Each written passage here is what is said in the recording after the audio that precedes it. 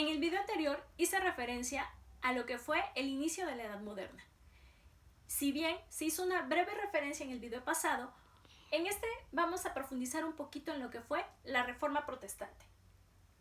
La Reforma Protestante inicia en 1517, es decir, en el siglo XVI, siendo un movimiento encabezado por un fraile agustino llamado Martín Lutero. Él era de origen alemán y precisamente empieza a hacer una serie de críticas en torno a los malos manejos que estaba teniendo la religión católica en esta época. Varios religiosos, pensadores y políticos intentaron provocar un cambio profundo y generalizado en los usos y costumbres de la religión católica en la zona de Europa Occidental, especialmente con respecto a las pretensiones papales de dominio sobre toda la cristiandad. Más específicamente rechazaron con determinación la validez de la venta de indulgencias propiciada por el Papa. ¿Qué era una indulgencia? Pues era un escalón hacia la salvación, es decir, que de acuerdo a tus pecados era la cantidad económica que tenías que dar para tener ese camino a la salvación. Y muchos sacerdotes y políticos estaban en contra de que la religión estuviera manejando de forma económica, es decir, lucrando con lo que era la fe del pueblo. Por esta razón, inicia este movimiento religioso encabezado por Martín Lutero, quien reclama y hace una crítica a estos excesos que tenía la religión católica. A través de un panfleto con 95 tesis, él inicia este reclamo ante la iglesia.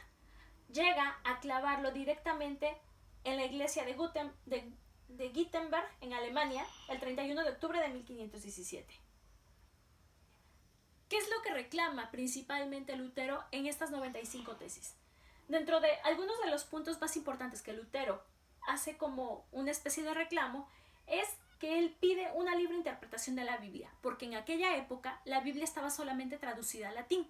Él pedía que se tradujera a todos los idiomas de los que fueran hablantes y creyentes católicos, además de que no solamente la pudieran leer o interpretar los sacerdotes, sino que cualquier persona que fuera feligres y profesara esta religión.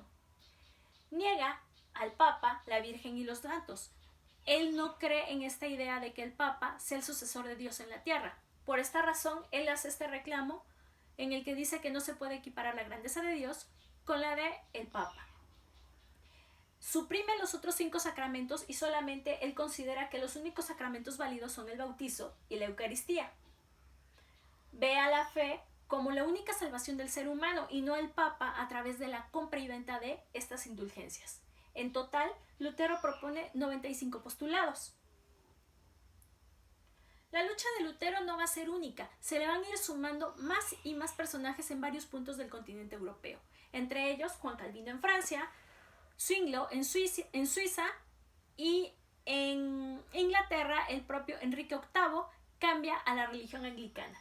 Por esta razón, logran manifestar su inconformidad y desacuerdo contra el papado, planteando una revisión al interior de la Iglesia que produjo 2 movimientos. Por un lado, se desarrolló la reforma de la Iglesia Católica, que culminó con el Concilio de Trento en 1563, y por otro lado, la reforma protestante, que dio origen a diversas sectas, como fueron el luteranismo en Alemania, el calvinismo en Francia y el anglicanismo en Inglaterra. Es decir, que el origen de las iglesias llamadas protestantes viene de aquí, porque precisamente iniciaron como una protesta en contra del Vaticano.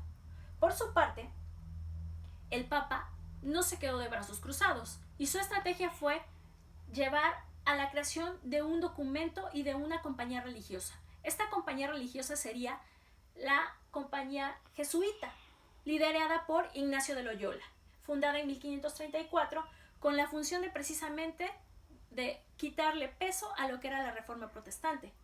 Por su lado, esta contrarreforma quiere frenar el avance de los movimientos reformadores, evangelizar a los indios y paganos que estaban siendo conquistados y colonizados, en este caso en América, y devolver la fe a los que dudaban de Cristo. A su vez, elaboran un documento llamado Concilio de Trento, en el que precisamente buscan a través de una contrarreforma, es decir, algo en contra de la reforma protestante, quitarle valor y que se conservara esa creencia en la religión católica. Además de las nuevas órdenes, la Iglesia Católica responde a las tesis reformistas, así como a los problemas internos con la celebración del Concilio de Trento. ¿Por qué de Trento? Porque se realiza en la ciudad de Trento, Italia, entre los años 1545 y 1563. La contrarreforma de la Iglesia Católica se contribuyó a poner un freno a la expansión del protestantismo en Europa y en el mundo, pero la Iglesia Católica había sido transformada para siempre.